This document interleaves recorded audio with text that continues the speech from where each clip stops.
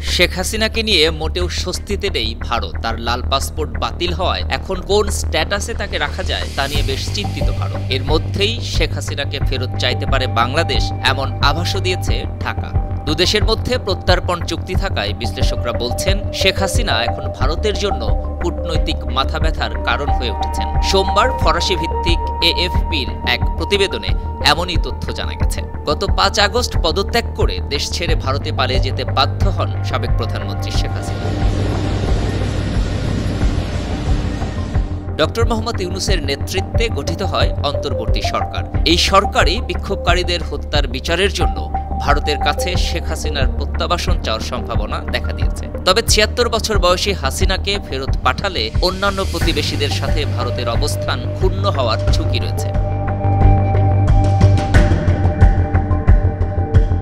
গবেষণা প্রতিষ্ঠান international crisis গ্রুপের অন্যতম গবেষক টমাস কিন মনে করেন, ভারত স্পষ্টতই শেখ হাসিনাকে বাংলাদেশে ফেরত দিতে চায় না, কারণ এতে এই অঞ্চলে নয়াদিল্লির ঘনিষ্ঠ নেতাদের কাছে যে বার্তাটি যাবে তা খুব ইতিবাচক হবে না। এমনটি করলে নয়াদিল্লির ঘনিষ্ঠ মিত্র দেশগুলোর নেতারা ভাবতে পারেন তারা বিপদে পড়লে শেষ পর্যন্ত ভারত তাদের রক্ষা করবে না।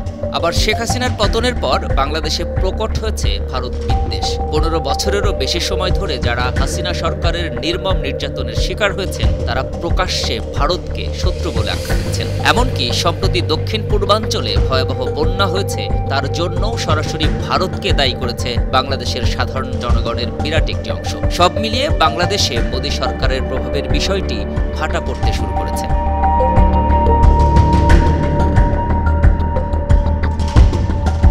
বাংলাদেশের সঙ্গে বাণিজ্যিক সম্পর্ক নিয়েও দুশ্চিন্তায় আছে ভারত। বাংলাদেশ থেকে বন্ধ হয়ে গেছে ভারতে ইলিশ রপ্তানি। এমন পরিস্থিতিতে অন্তর্বর্তীকালীন সরকারকে সমর্থনের প্রতিশ্রুতি দিয়েছেন ভারতের প্রধানমন্ত্রী। তারপরও শেখ হাসিনার শেষ ভারত সফরে যেসব সমঝোতা সই হয়েছিল সেগুলো এখন পরখ করে দেখতে চাইছে অন্তর্বর্তী সরকার। এগুলোর ভবিষ্যৎ নিয়ে চিন্তায় রয়েছে মোদী সরকার।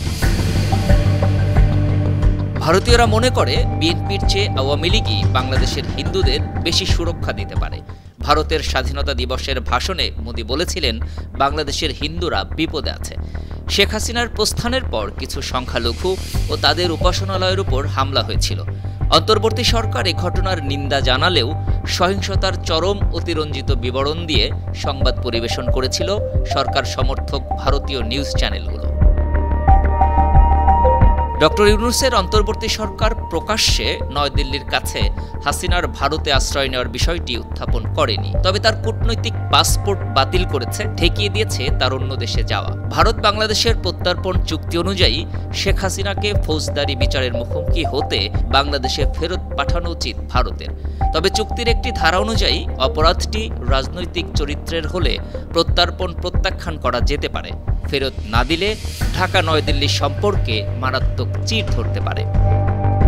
এ বিষয়ে ঢাকায় নিযুক্ত ভারতের সাবেক হাই কমিশনার পিনাক রঞ্জন চক্রবর্তী বলেছেন, হাসিনাকে ফিরিয়ে দেওয়ার জন্য চাপ দেওয়ার বিষয়টি দ্বিপাক্ষিক সম্পর্কের ক্ষেত্রে ঢাকার জন্য খুবই গুরুত্বপূর্ণ। তিনি বলেন, যে কোনো পরিণত সরকার বুঝতে পারবে যে হাসিনার ভারতে থাকার বিষয়টিকে ইস্যু করা তাদের কোনো সুবিধা দেবে না।